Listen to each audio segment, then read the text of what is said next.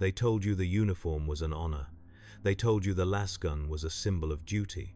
They told you the Emperor watches over every guardsman who bleeds in his name. But none of that steadies your hands the first time you stand on the transport deck, surrounded by 1,000 identical soldiers whispering prayers through cracked lips, knowing most of you will die before you ever see a battlefield. The engines roar, drowning out your thoughts. The hull shudders. And that is when the truth sinks in. You are not a warrior of legend, not a hero of the Imperium. You are one more fragile body to be fed into a war that has forgotten your name long before you draw your first breath. Still, if you're here with us, then you already know the truth is worth hearing. Like the video, share it, and subscribe so fewer souls face this war alone. You stand beneath a sky the color of ash, a horizon choked by the endless silhouettes of manufactura, their chimneys coughing out fumes that cling to your throat like an old debt. The world beneath your boots vibrates with the dull heartbeat of industry, a rhythm older than your memory, older than your lineage, older perhaps than the hope your parents once whispered about when they still believed a guardsman's path was a thing to celebrate. You were raised in this machine of a world, one of countless hive-born bodies waiting to be shaped into ammunition for the wars of the Imperium. You knew, even as a child, that everything on your planet existed either to keep the machines running or to feed the Astra Militarum with fresh, disposable flesh. And now, as you stand among hundreds of shivering conscripts, your head freshly shaved, your civilian rags replaced by a thin grey induction smock, you understand at last what your world has been preparing you for. The air smells of promethium residue and rust, a mixture that settles on your tongue like metallic dust. You try not to cough, not because the overseers demand silence, but because the man beside you has collapsed twice already, and every sign of frailty is remembered by the wrong set of eyes. The Munitorum scribes move along the lines like gaunt carrion birds, their robes dragging through the dust, data slates flickering with thousands of new serial numbers ready to replace thousands erased by war. You hear the occasional crackle from a Vox grill as a scribe mutters a designation, stamping the name into their ledger with a methodical detachment. If they feel any sympathy, it has been trained out of them somewhere between the first million names they recorded and the next million they forgot. A commissar watches from a raised platform, his greatcoat fluttering in the manufactured wind of exhaust vents. His expression is carved from stone, the kind of face that refuses to admit it was once young. You've seen picked captures of commissars in propaganda reels, always framed as noble icons of duty, but the man above you looks like something forged in a trench rather than born in a hab block. His eyes sweep the line and you feel them skim over you like a blade. The slightest tremor runs through your legs, though you remain standing. Training hasn't started yet, but already you have been taught one lesson. Fear is a quiet tutor, and it leaves deep scars. A servitor lumbers past half flesh, half metal, a stitched-together testament to the Imperium's practicality. Its augmetic limbs hiss and grind with every step, and its deadened eyes stare forward without recognition. You wonder, as it passes you, whether it was once a man like you, someone who stood in a conscript line and prayed for a future. The thought makes your stomach twist. You try to push it away, reminding yourself that to serve as a guardsman is to live, at least for a time, and in the Imperium, even a short life in uniform is more than most are granted. A horn blares, a low metallic wail that reverberates through your bones. The line marches forward as a heavy gate. Groans open, revealing the induction courtyard, a stone expanse enclosed by towering walls studded with gun emplacements. You step through the threshold with the others, the gate slamming behind you like the jaws of some ancient beast. From this moment on, returning home is not an option. Only serving, fighting, and possibly dying remain. A drill sergeant, his voice amplified through a screeching Vox grill embedded in his throat, orders you into formation. His tone is a weapon, each word sharp enough to slice through the haze of exhaustion clouding your mind. You scramble to obey, boots scraping against the cracked stone. Around you, the other recruits form a jagged rectangle of quivering bodies, some glancing nervously at the lasguns stacked neatly in crates across the courtyard. You know you will soon be handed one, and the moment you feel its weight, everything about your existence will shift. The sergeant paces down the line, his bionic eye whirring as it focuses on each conscript in turn. The mechanical iris clicks softly, adjusting to capture every flaw, every tremor, every shadow of doubt. When he reaches you, he pauses. You hold your breath. His breath smells faintly of recaf and something chemical, like sealant used on weapon barrels. His organic eye narrows. Then, without a word, he moves on. Only when he reaches the end of the line do you allow yourself the luxury of inhaling again. Your first instruction is simple: stand still, stand straight, stand silent. Yet it feels as though you are being asked to defy your own biological limits. Minutes stretch into uncertain spans of time. The sky shifts by imperceptible degrees. The fumes drifting across the courtyard grow thicker. Sweat beads down your back. The man next to you sways, his knees buckling, and instantly a shot rings out, crisp and final. The sound echoes off the stone walls, and for a heartbeat you think you imagined it. But the conscript beside you is gone, his body crumpled in a heap, smoke curling from the commissar's bolt pistol. No one screams, no one questions. Silence folds itself around the courtyard like an executioner's hood. A cold realization settles inside you. The Imperium does not teach by threat, but by demonstration. When the sergeant finally gives the order to move, your body feels like it has grown heavier. You march through archways carved with the Imperial Aquila, past statues of heroes whose names you will never learn, through corridors lit by flickering lumen strips that cast the world in alternating stripes of shadow and pallid light. At last you enter the barracks, a cavernous hall lined with metal bunks stacked 3 high. The smell of sweat, disinfectant, and old wars lingers in the air. You claim an empty bunk, sliding onto the hard pallet. It offers no comfort, but you accept it gratefully, exhausted by the gravity of everything you have already witnessed. Night falls, though it is difficult to tell, inside a hive complex where the sky is rarely visible. You lie on your back, staring at the underside of the bunk above you.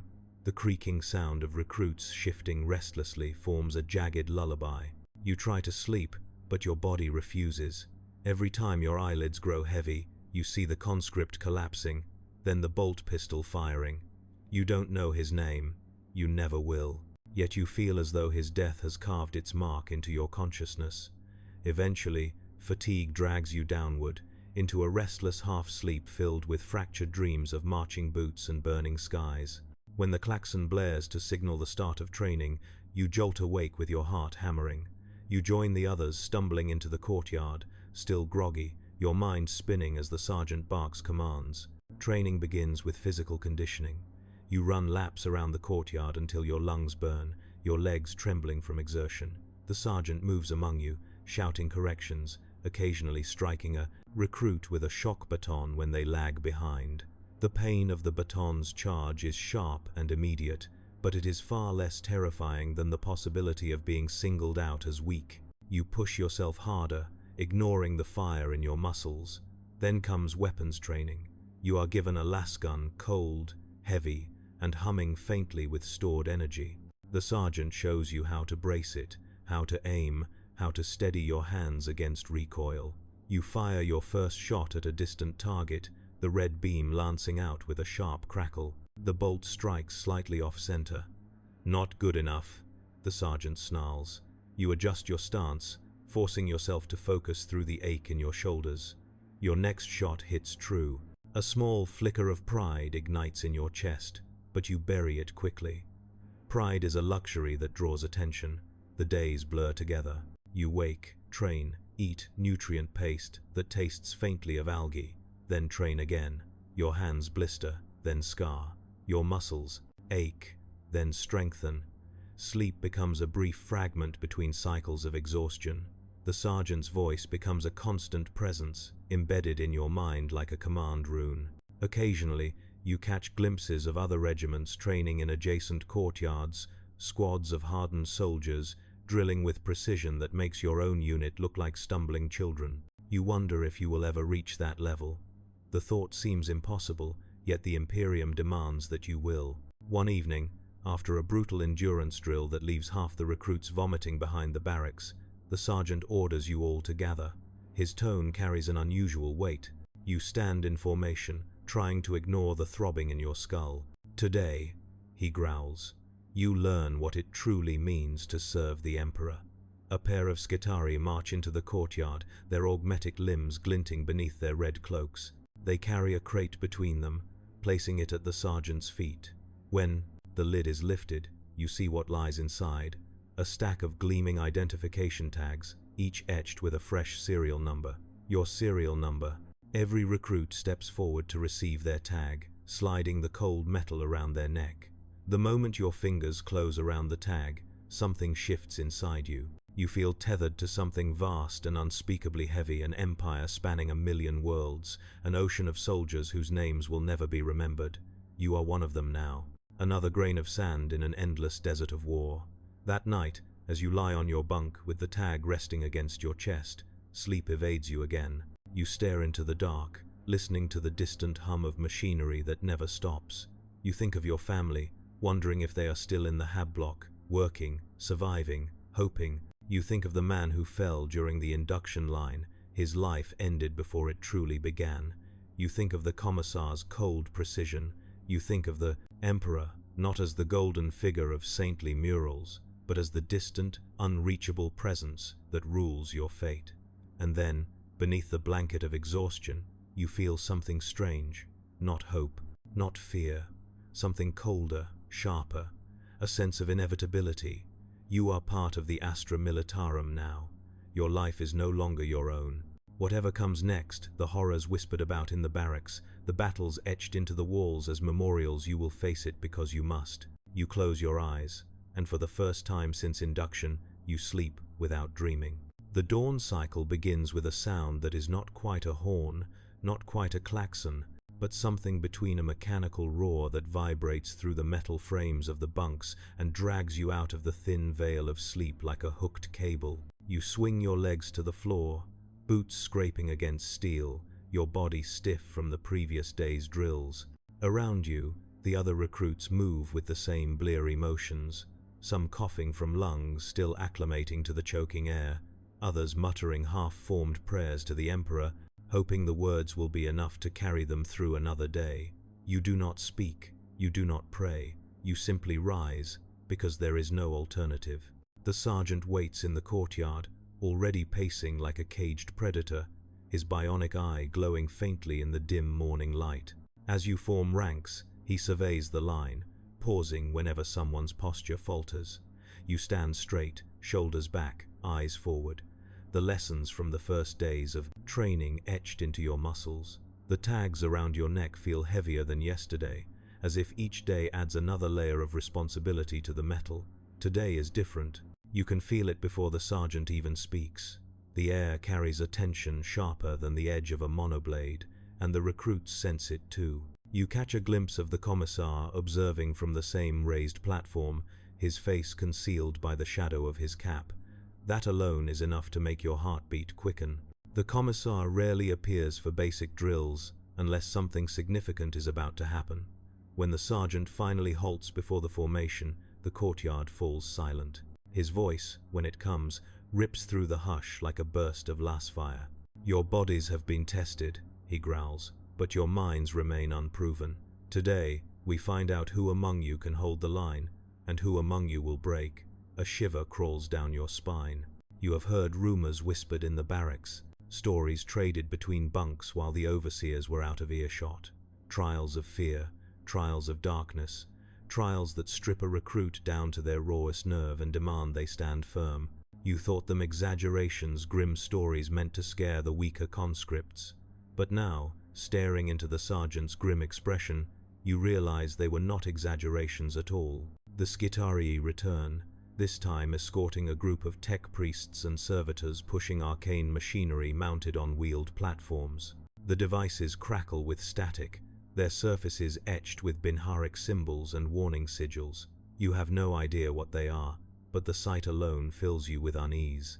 The tech priests chant in metallic tones, their voices layered with static and distorted notes, invoking processes and subroutines older than the memories of your hive. One by one, the recruits are ordered forward. You watch as each is strapped into a chair connected to one of the humming machines. The sergeant explains nothing. The commissar watches everything. The first recruit trembles as cables snake around him, metal clamps binding his wrists and ankles. A tech priest lowers a headset of needle-like probes onto his shaved scalp. Then, with a gesture, the machine is activated. The recruit screams. It is not the scream of physical pain, but something deeper, a strangled, primal sound, as if his mind is being pulled apart and examined piece by piece. The machine flashes with bursts of sickly light, his body convulsing against the restraints.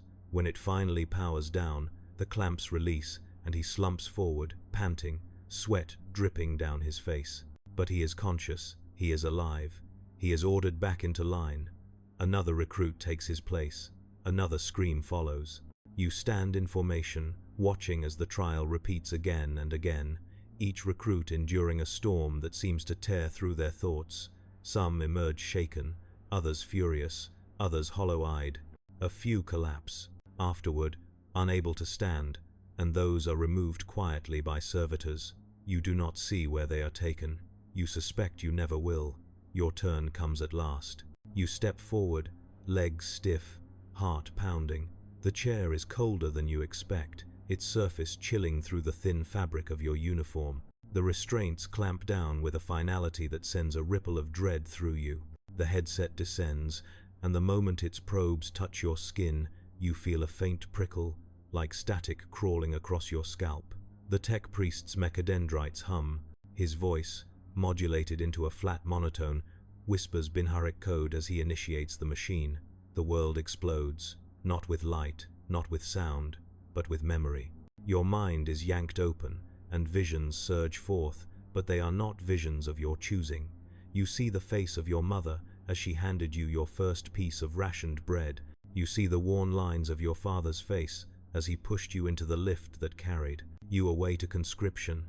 You see the endless corridors of the hive, the flickering Vox screens warning of Xenos incursions on distant worlds, the crowds moving like a river of grey uniforms. Then the memories shift. You see war, not the way it appears on recruitment-picked feeds, heroic soldiers charging into battle, banners fluttering in triumphant wind, but real war. You see trenches filled with mud and blood. You see guardsmen screaming as orcs tear through their lines. You see a commissar executing a soldier whose hand trembled on the trigger. You see a woman clutching a lasgun too large for her arms, her face streaked with tears and grime as she fires blindly into a tide of chittering horrors. The machine forces you to witness every detail. The smell of burning flesh fills your nostrils. The taste of dust coats your tongue. The sound of bolter fire vibrates through your bones. You experience it all as though you are living it. Each heartbeat feels like it might be the last. Your mind tries to recoil, but the machine drags you deeper. You see yourself on a battlefield, though you cannot tell if it is a vision, a memory you have yet to live, or something entirely manufactured by the device. You see your hands gripping a lasgun slick with blood that may not be your own. You feel your boots sinking into ground littered with the remnants of the fallen. A shadow looms overhead, something enormous, something alien, and you fire upwards, screaming as its claws descend. The vision snaps. Darkness engulfs you, then fades as the machine powers down with a sputtering hiss. The clamps release. You slump forward, gasping for breath, sweat stinging your eyes. The world feels distant, muted, as if your senses are struggling to reconnect with reality. You lift your head, blinking against the light, and see the sergeant watching you intently. You stand. You force yourself back into formation. You do not fall. That is all that matters. The trial continues for the Russa, remaining recruits. A few fail, their minds unable to endure whatever the machine dredges up. You watch as they are carried away, their eyes vacant. You say nothing. No one says anything. Failure is not mourned here. It is erased. When the last recruit returns to the line, the sergeant signals the end of this phase of training. You expect to be dismissed. Instead, he commands you all to march. You march out of the courtyard, leaving the machines behind. and follow him and 2 additional drill instructors into a series of corridors leading deeper into the hive complex. The walls here are older, cracked in places, graffiti etched into the stone by decades of forgotten recruits.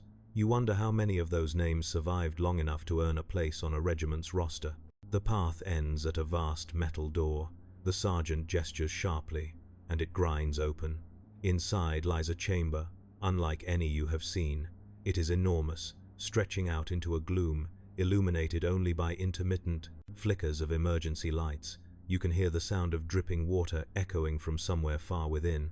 The air is cold, and the smell of damp stone replaces the usual industrial fumes. The sergeant informs you that this is the pit. It is not a literal pit, though the central drop is steep enough to break bones.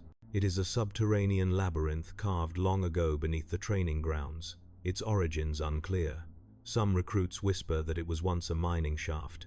Others claim it was a failed shelter during an ancient siege. The sergeant offers no explanation.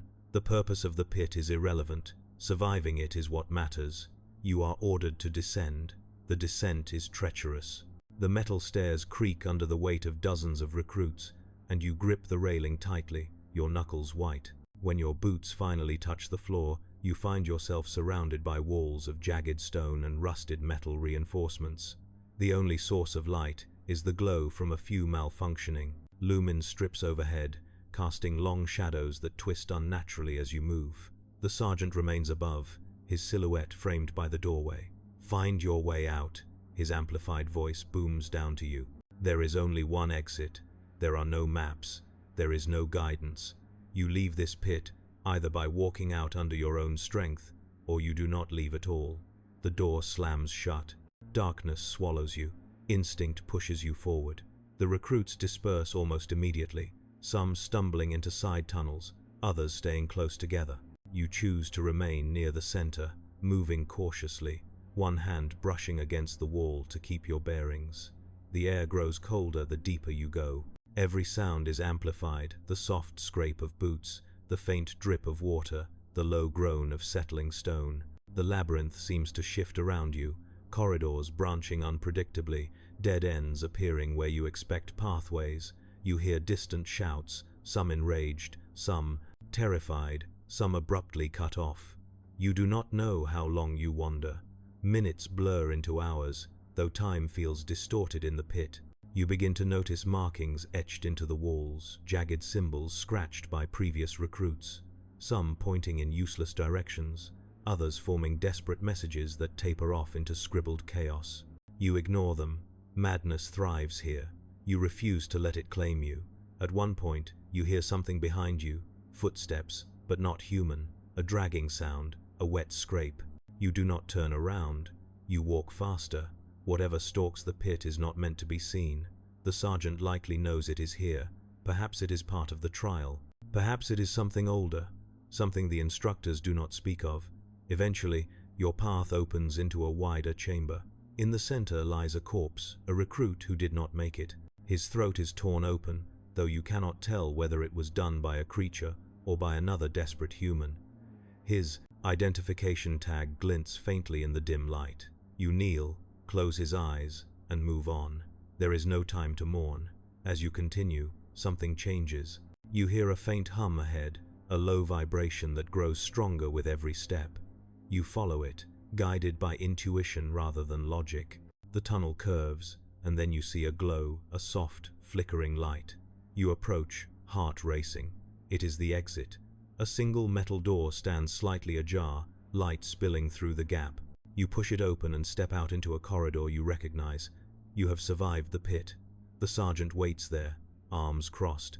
He nods once, not in approval, but in acknowledgement that you exist and did not fail. That is enough. You rejoin the others who escaped, though you notice the line is shorter now, much shorter. The door to the pit closes behind you, sealing the darkness away. You stand under the cold lumen lights, exhausted, shaken, but alive, and you know this was only the beginning. They woke us before dawn, not that dawn meant much anymore. The sky had been choked by months of smoke, ash, and drifting particulate from the Manufactorum ruins. The sun existed only as a pale smear behind the clouds, a dim halo that barely pierced the atmosphere. But the Munitorum schedule insisted dawn still mattered, so the Vox grills blared the morning cycle horn, and we rose from our bedrolls like a line of half-buried corpses surfacing from shallow graves. My legs felt numb. My hands trembled even before I lifted my lasgun, though I tried to steady them by pretending it was the cold and not what we had seen the night before. The body on the wire wasn't haunting me. I told myself this. I repeated it. It had been an orc infiltrator, the commissar insisted, though the silhouette had looked too thin, too human. He shot the man who questioned it, so nobody questioned further. That was how things worked now.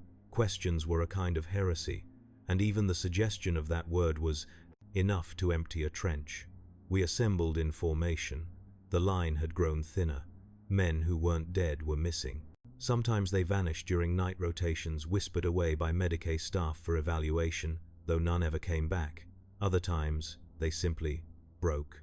A man could remain whole through shellings that ripped apart his squadmates and still snap at the sound of dripping water. It didn't take much. A few whispered words that didn't sound like words. A flicker of something in the corner of the eye. A headache that didn't feel natural. The commissar dealt with those cases quickly. He believed mercy was sedition. We learned to hide our tremors. Sergeant Heydrich told us our orders. Reclaim a relay post in the lower hab blocks, a structure supposedly abandoned at the start of the assault. Command needed it operational again to coordinate artillery arcs. They never mentioned why we had to go in person. They never mentioned the squads sent before us. They never mentioned the garbled Vox logs that ended in screams, static, and something humming. Ignorance, we were taught, was the second greatest gift the Imperium provided. The first was faith. I didn't feel either that morning. The path to the hab blocks led us through collapsed market corridors and under mangled walkways hanging by exposed rebar. The city groaned with its wounds, settling occasionally like a massive beast breathing in its sleep. Every time the metal shifted overhead, we flinched, expecting the entire structure to give way. Heydrich forced the pace, reminding us the faster we moved, the less chance we had of attracting attention. Attention from what? He did not clarify. I had learned that information wasn't withheld because it was strategic. It was withheld because knowing the truth could stop a guardsman in his tracks, and a stopped guardsman was a dead one. We passed the bodies carefully. Some were Imperial citizens, their faces charred or crushed. Others belonged to our own Astra Militarum units, stripped of equipment, twisted unnaturally, as though something had gripped them and bent until bone gave out. The newer recruits gagged at the sight. Veterans didn't. Veterans stared a bit too long, calculating how tall a thing had to be to twist a man like that, how strong, how quiet. We didn't speak. Speaking made things real. The relay station emerged from behind a collapsed transit pillar, a tall, skeletal tower leaning precariously. Its antenna arrays snapped like broken fingers. The ground here was wet, though it hadn't rained in days. The moisture had pooled into thin reflective sheets across the pavement. They reminded me of the stillness before a predator strikes, the kind of silence a world holds before something breaks it. Heydrich motioned for us to spread out and approach from staggered angles. There were no lights in the tower, no movement, no sounds. Even the wind seemed to avoid this place. We reached the entrance and found the blast doors wide open, peeled back from the inside as if something powerful had forced its way out. That detail should have made the mission abort immediately. But orders were orders, and the commissar was somewhere behind us. Not physically, but he didn't need to be. His shadow stretched long enough to reach anywhere we stood. Inside, the air was stale, warm, and thick with particulate. Dust motes hovered in the beams of our rifle lamps, hanging motionless, refusing to settle. They looked like drifting spores. Corporal Vernon whined about the smell, metallic, almost sweet, like blood mixed with overheated wiring. It stuck to the back of the throat. The deeper we went, the heavier the scent became, until breathing felt like pulling syrup into our lungs. The walls were marked by gouges, deep ones, too deep for orc claws and too smooth for makeshift weapons. Something had dragged along these surfaces, carving wide arcs through reinforced plascrete. A few Vox relays flickered on the floor, their housings crushed. And then we found the first body. It sat upright, leaning against the wall, its armor intact, but its helmet removed. The face was twisted, not in pain but in awe, eyes stretched wide, mouth slightly open, like a child witnessing a miracle, but the eyes were empty, not hollowed, not scooped, just devoid of something essential. As if the spark inside had been drawn out and scattered to the wind, we stood frozen. Our lamps jittered across corpses arranged at irregular intervals, each posed as though they had simply stopped mid-motion, staring at something we could not see. Their limbs hung loose, joints slack, fingers relaxed. There were no wounds, not a single drop of blood. They had died quietly, peacefully. That terrified us more than screams ever could. Private Lena whispered a prayer, though he fumbled the words. "The Emperor protects," he managed. Then, as if in answer, the tower lights flickered to life for a heartbeat, a single pulse of illumination, pale and sickly, flowing through cables overhead. It wasn't enough to reveal anything new, but it was enough to show something moving just beyond sight. A shadow that did not match our formation. A silhouette too tall, too thin, gliding along the upper walkway before vanishing behind a beam. We drew our weapons, but Hadric gestured sharply to hold fire. Shooting blindly inside a swaying structure was suicide. We continued upward through the tower's central lift shaft, climbing maintenance ladders slick with condensation. The higher we ascended, the more I felt the vibrations below. Not mechanical, not seismic, rhythmic, slow, like breathing, or whispering, or both. I tried to focus on the rung above me, on the strain in my shoulders, anything tactile. But every now and then, I felt a soft pressure at the back of my skull, a gentle nudge, like someone urging me to look over my shoulder. I refused. I kept climbing. The control room was near the top. We emerged into a large circular chamber filled with dead cogitators and shattered holoscreens. The central relay hub dominated the room, a cylindrical shrine of machinery wrapped in ancient cables. Sparks flickered across its surface, small blue arcs dancing like fireflies. The room hummed faintly, though nothing was powered. The bodies here were arranged more neatly than below, kneeling, facing the relay, hands folded, as if they had been praying. Hadric ordered us to spread out and secure the perimeter, but the moment he stepped toward the relay, the humming intensified. Not louder, exactly, but deeper, resonating behind the ears, vibrating ribs. The air thickened. My breath fogged. Frost rimed the edges of unused consoles. The dust motes that had hovered so languidly below now began to swirl gently, forming slow spirals in the center of the room. Vernon muttered that this place was wrong. He was right. The humming shifted suddenly, rising into a harmonized tone, almost melodic, and then a voice slipped through the static of the cogitators.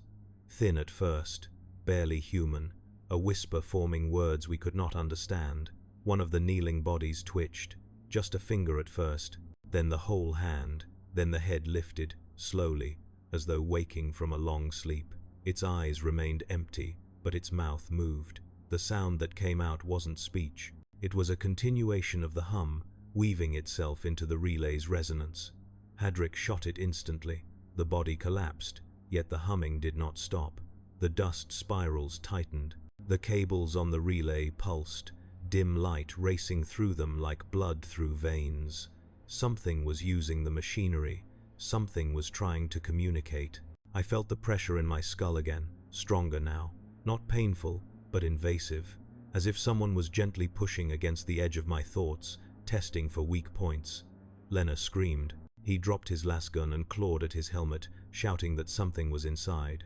Vernon tried to hold him, but Lena thrashed violently, eyes rolling upward. Then he went still, not dead breathing but unresponsive, as though he had fallen inward, deep into himself. Hadric gave the order to retreat, but the moment we moved toward the exit, the relay emitted a violent surge of light, projecting thin beams across the room that intersected in a geometric pattern.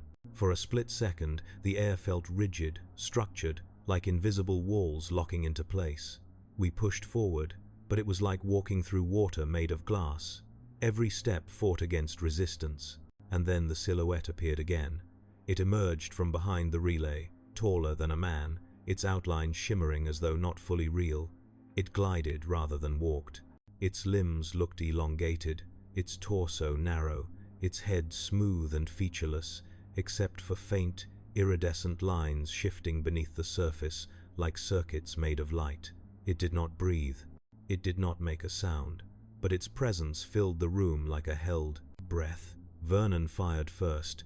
The last bolt passed through the silhouette without slowing, scorching the far wall. No reaction. It tilted its head slightly, studying us, not curious. Analytical, as though cataloguing the shape of our fear. The humming became unbearable. My vision swam. The silhouette raised an arm, and the dust spirals intensified, forming a vortex above the relay. The air bent, light warped. I felt memories slipping loose from me, not taken, but unanchored. The smell of my childhood home, the sound of my mother's voice, the shape of my own name. For a moment I forgot why I was holding a lasgun. Hadric roared and charged. It was madness. It was bravery. Maybe both. He swung his rifle like a club. It passed through the silhouette again, but this time something reacted. The creature shuddered, as though the attempt had registered not as damage but as interference. It turned toward him fully. I saw a ripple pass across its form, and Hadric's body convulsed. His armor shook violently, shaking him like a puppet in a storm. He collapsed, gasping, eyes wide, veins bulging. Vernon shouted his name, but I grabbed him by the collar and dragged him back. Our only chance was escape. The exit corridor was no longer blocked by the invisible resistance. We ran. Behind us, the humming rose to a crescendo, a choir of tones folding into each other, building toward a climax. The vibrations rattled the metal gantries. Loose panels fell as we descended the ladder shaft. Lena was slung over Vernon's shoulder, limp and whispering incoherent fragments. The deeper we fled, the weaker the humming became. By the time we reached the ground level, it had faded entirely. Outside, the sky had darkened. A storm front was building, or smoke was thickening again. The air tasted like metal and ozone. None of us spoke. We didn't need to. The relay tower loomed behind us, silent once more, its windows dark, as though nothing had happened. But something had followed. Just as we regrouped and prepared to make our way back toward command, Lena lifted his head. His eyes were still empty, his mouth still slack, but his voice was not his own. "It saw you," he whispered. We froze. "It marked you." Vernon backed away from him slowly. "Lena, Emperor's Grace." "What?" Lena blinked once, slowly, as if the motion was unfamiliar. "It is waiting." "For what?" I asked, his gaze fixed on me, though it felt less like looking and more like measuring. "For you to understand." His head dropped. He fell silent again. We didn't carry him after that. We dragged him. And as we moved into the smoldering ruins, the first distant artillery booms echoed across the urban sprawl, not aimed at the enemy but at the relay tower behind us. Command was making sure nothing came out. We walked faster, because whether we accepted it or not, something already had. The fourth night on the line bled into the fifth without any distinction in the sky. The clouds above were thick with smoke from burning promethium depots and the drifting ash of ruined battlements, turning the heavens into a shroud that reflected no light and allowed no hope to leak through. We marched along the outer trenchworks with our lasguns low and our breaths tight, each of us aware that the quiet meant only one thing: the enemy was thinking. In the Guard, silence was never a blessing. It was the moment before the blade, the drawn breath before an order to charge, the hush of a predator ensuring its prey was exactly where it needed to be. The officers didn't have to tell us that something was shifting beyond the wire. We felt it in the weight of the air, in the restless movements of the veterans who rarely showed uncertainty. Even the commissar walked slower than usual, one hand resting on the pommel of his chainsword as though feeling for tremors in the earth itself. The trenches had changed since our arrival. In the beginning they were little more than muddy channels cut into the soil, reinforced with plasteel sheets and lit only by flickering lantern globes. But war had a way of reshaping the ground until it resembled the inside of a dying beast. Corpses had been cleared, then replaced, then cleared again. Ammo crates had been stacked into makeshift barriers. Fresh conscripts had carved new firing slits with desperate hands. Servitors trundled past on treads slick with blood, dragging heavy tarps filled with limbs and bone fragments. But what struck me most that night was the smell, not the familiar mixture of ozone from lasfire and the metallic tang of spilled blood, but a strange sweetness that clung to the back of the throat. Some said it was the scent of fungal spores carried on the wind, others claimed it came from the burning wreckage of an Astra Militarum munitions crawler. Either way, it felt like the planet itself was rotting beneath us, as if preparing to be given up. Word had spread among the line that a major offensive was approaching. No one knew how the rumor started. Some whispered it came from a data slate intercepted in Vox traffic. Others insisted a lone Skitarii ranger had brought the warning before vanishing back into the fog. Regardless of its origin, the effect was clear. Every guardsman tightened their grip, checked their power packs twice, and stared into the void beyond the barricades, as if expecting it to speak. When the lieutenant finally walked onto the trench parapet, he didn't need to shout to gain our attention. His presence alone was enough. He told us that enemy forces had massed in broken manufactorum sectors, using the ruins as cover to assemble in numbers far exceeding earlier estimates. He said orbital reconnaissance had detected shifting heat signatures, moving in patterns that resembled living tides. He said we were to hold until dawn, at which point armored support from the 112th Iron Drakes would reinforce us, if they survived transit. He didn't mention that the Iron Drakes had already lost 2 armored columns earlier that week. He didn't have to. We felt the truth in the tension between his words. I found myself staring out across the no man's land, watching the faint currents of dust swirl between shattered hab block skeletons. I tried to imagine what lived within that darkness, shapes that had no business existing in the natural world, silhouettes that breathed only hatred for all human form. The thought would have driven me to a shaking panic during our first days on this world. Now I accepted it the same way one accepts the inevitability of rainfall. Horror was no longer a possibility. It was a routine. That shift in thinking was the first sign that something inside us had begun to fracture. Hours passed with the agonizing crawl of time that only a guardsman knows. Long stretches of stillness interrupted by the distant rumble of artillery, or the sharp crack of sniper fire echoing from beyond the ruins. The trench lamps guttered in the chill wind. Somewhere behind us, a field Medicaid tent collapsed, forcing orderlies to scramble as wounded men moaned in pain. To my left, Varin, the youngest in our squad, muttered the Emperor's catechism under his breath, his voice shaking just slightly. To my right, Callan, once loud-mouthed and eager to impress, now stared silently at the dirt beneath his boots. Not one of us bothered pretending we were fearless anymore. Fear was the only real companion we had left. When the first screech tore through the night, we reacted before the sound fully reached our minds. Lasguns snapped up, bayonets glinted. I felt adrenaline surge through my veins like liquid fire.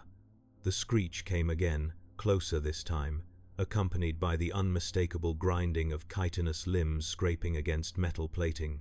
Shapes moved between the ruins, dozens at first, then hundreds. Their silhouettes were jagged, spined, and altogether wrong against the backdrop of broken machinery.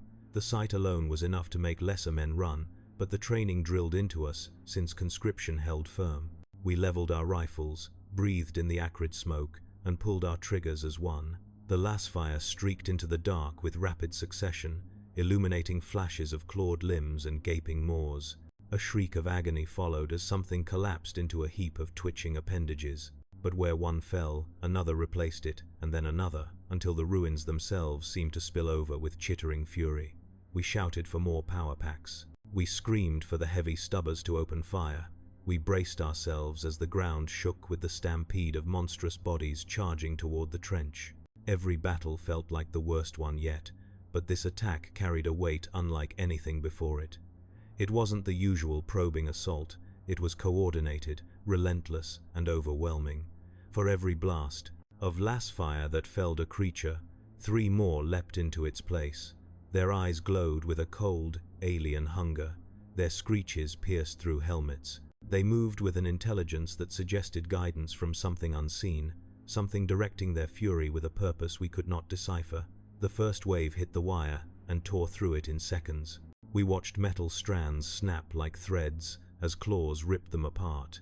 Callan cursed and fired point blank into the chest of a leaping horror, sending it crashing backwards with burning flesh. Varen nearly lost his footing as another creature lunged at him, managing to bayonet it at the last possible moment. Its blood sizzled on the metal, sending up a foul-smelling vapor that made my eyes water. By the time I reloaded, the trench had become a whirl of chaos, guardsmen firing blindly, bodies falling, limbs flailing, officers shouting contradictory orders. Somewhere down the line a heavy bolter opened fire, its rhythmic thumping providing a brief lifeline of hope as shells ripped through enemy ranks. But even that was short-lived. A massive creature with armored plates thicker than ceramite barreled toward the emplacement, taking the full blast of the bolter before smashing its head into the weapon and crushing the operator beneath its bulk. For a moment, time slowed. The beast lifted its head toward me, hot breath steaming in the cold air. Then something detonated beside it, showering us in sparks and exposed circuitry. A demolitions charge. Someone had sacrificed themselves to bring it down. I didn't see who, only the tattered remains of a uniform scattered across the mud. We were losing the trench. The lieutenant knew it. The commissar knew it. We all did. The only question was how much ground we could hold before being completely torn apart.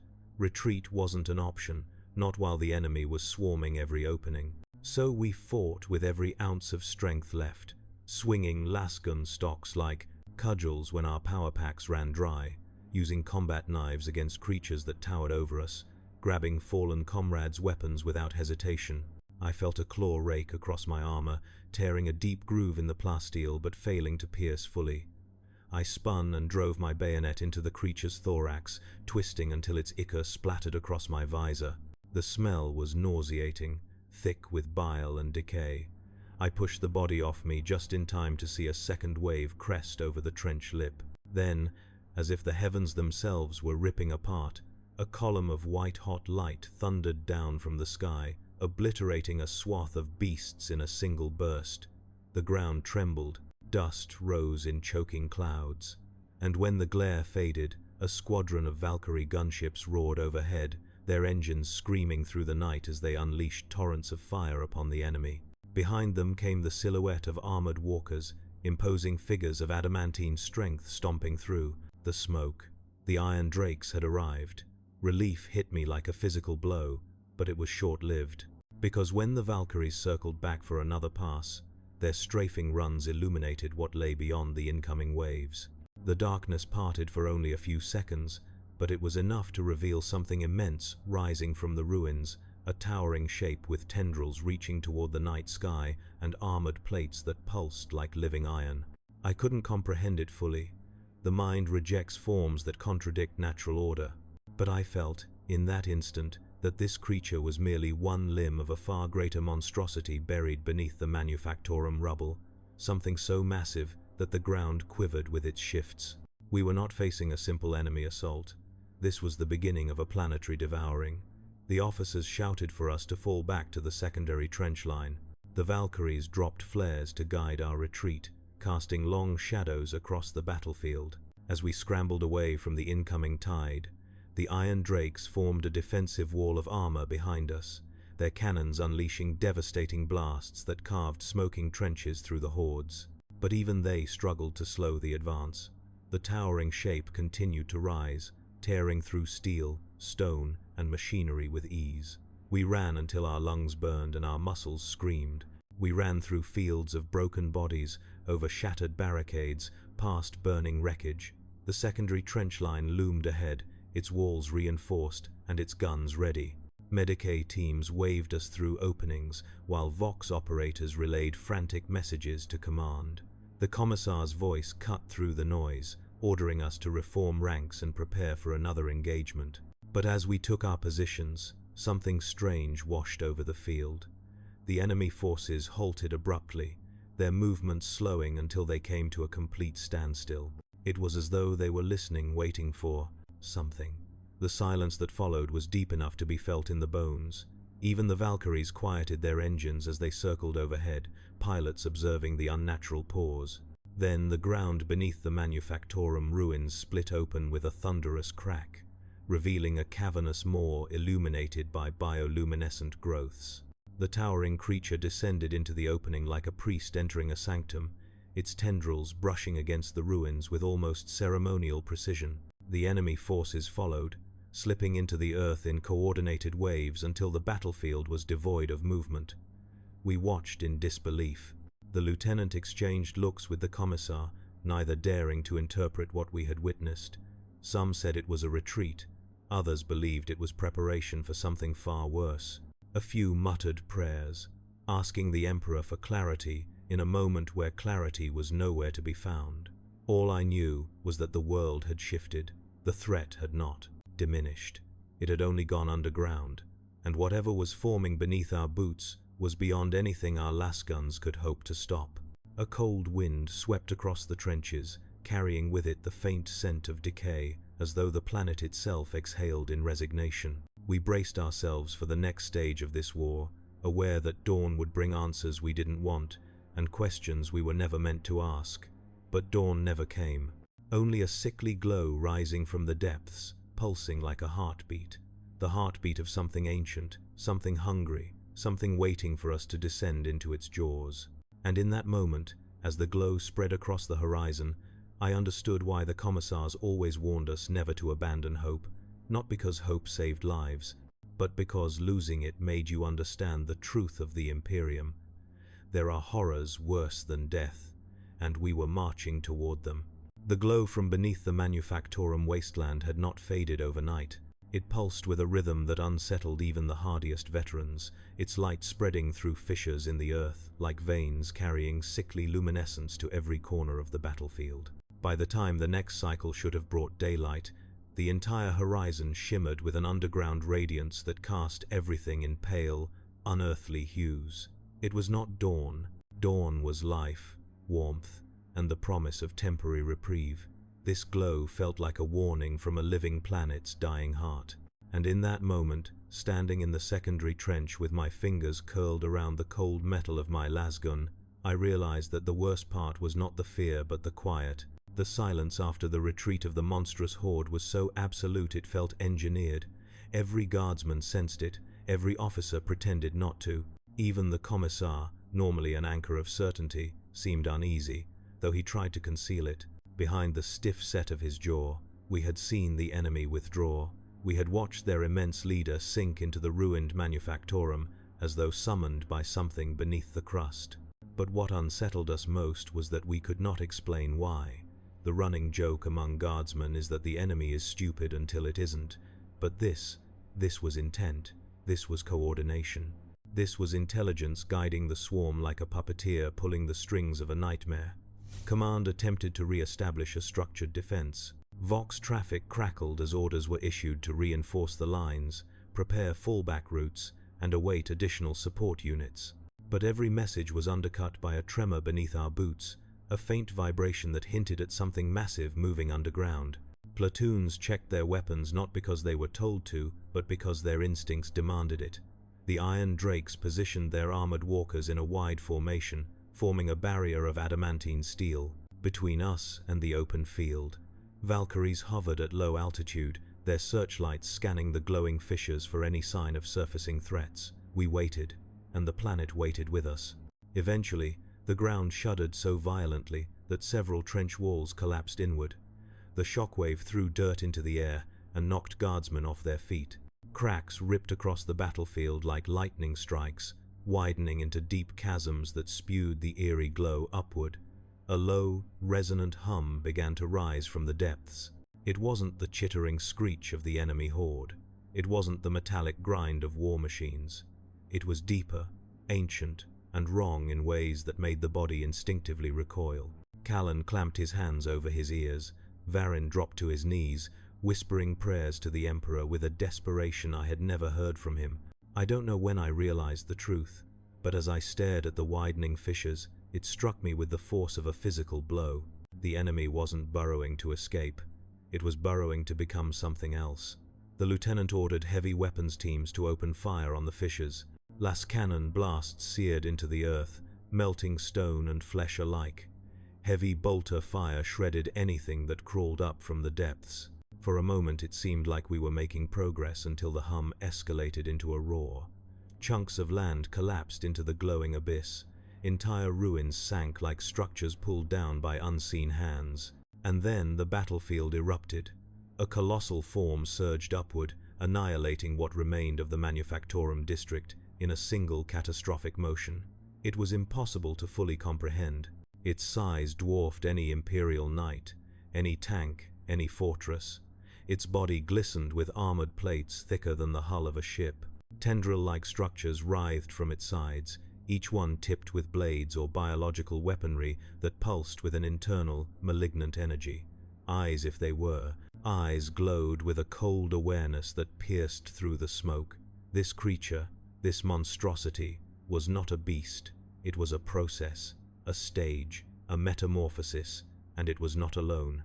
More shapes moved beneath the surface, as though parts of the creature were still assembling themselves. The hive-minded enemy had formed nodes, conduits, and extensions that burrowed through the ground like arteries of a nightmarish organism.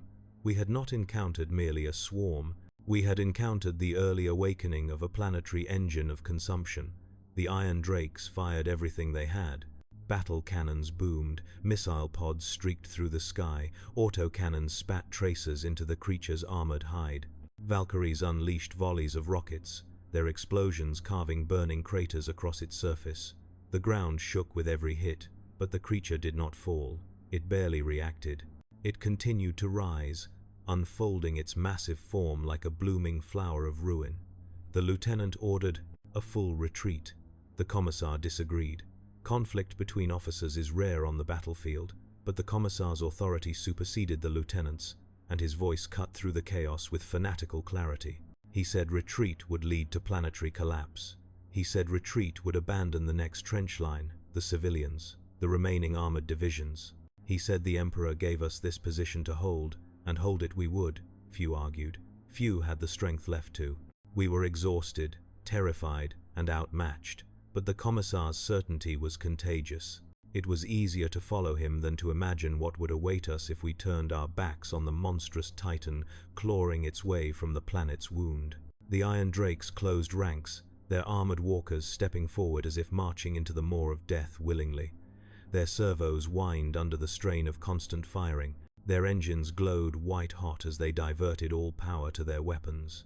One walker was struck by a blast of corrosive fluid from the Titan's tendril, its armor melting away like wax. The pilot's screams crackled over the Vox for a full 10 seconds before silence returned. Valkyries swooped low, attempting to thread the narrow gaps between tendrils. One clipped a spined protrusion and spiraled downward, smashing into the trench behind us. The resulting explosion flattened 2 squads instantly and sent shards of burning metal raining across our position. Smoke filled the air, dirt coated every surface. It became difficult to breathe. Still, we fought. Still, we held. But even as we fired into the Titan's armored hide, I realized it wasn't trying to destroy us. It was preparing the ground for something else. The hum grew stronger. The glow intensified. A vibration passed through the air, and for a moment I felt as though the Titan's presence had reached into my skull, pressing against the edges of thought. My vision blurred. My heart raced. The sensation was fleeting but unmistakable, an intelligence brushing past, uncaring yet aware. I staggered and nearly dropped my weapon. Varin grabbed my arm. His eyes were wide, pupils dilated. "It sees us," he whispered. Whether he meant the creature or something behind it, I didn't ask. Suddenly, the Titan reared back, towering fully above the ruins. Its tendrils spread outward, carving lines across the battlefield. The hum escalated into an ear-splitting resonance. I dropped to my knees, clutching my ears. The ground split open in jagged patterns. Light erupted in pillars that stabbed into the sky like spears. And then, silence. Absolute silence. The Titan froze. Its tendrils hung motionless. Its glow dimmed. Time felt suspended. I don't know how long the stillness lasted. It could have been seconds. It could have been eternity. All I know is that when motion finally returned, it was not from the Titan but from the world around it. The fissures began to recede. The glow faded. The hum dissipated. And the Titan sank.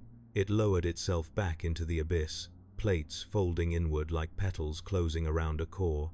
Tendrils retreated, the chasm sealed behind it, and in a matter of moments the creature vanished, leaving behind only devastation, smoke, and a battlefield that felt eerily empty. No one knew what happened. Some claimed the Titan had received a signal to withdraw. Others believed it had completed its purpose and no longer required the surface. A few whispered that the Emperor himself had intervened, though this was spoken as a fragile hope, not a certainty. The lieutenant sent recon teams to the ruins. Only one returned. He said the Manufactorum district was gone, not destroyed, gone. The land had collapsed into an underground chamber of immense scale, so deep that no light reached the bottom.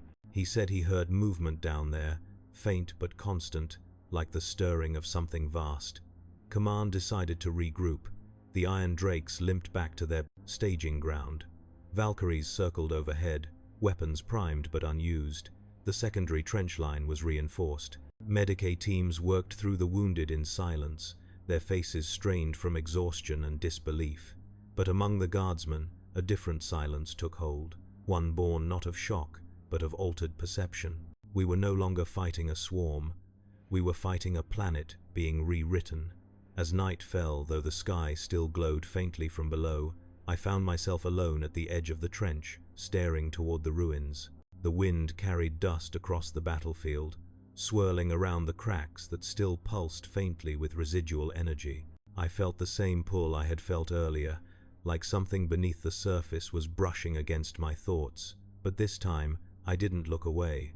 In that glow, in those shifting shadows, I thought I saw shapes, massive silhouettes moving far beneath the crust, reorganizing, preparing, not clearly, not definitively, just enough to make the mind question its own stability.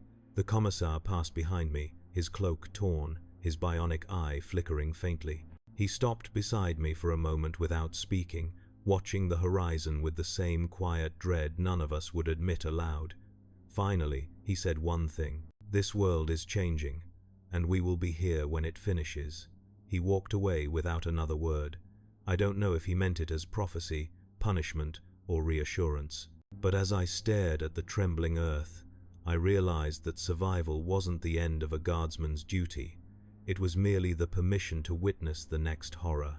And on that night, watching the glow deepen with every passing hour, I understood the unspoken truth whispered across every regiment of the Astra Militarum. You are not meant to survive, you are meant to stand. And standing is a slower death.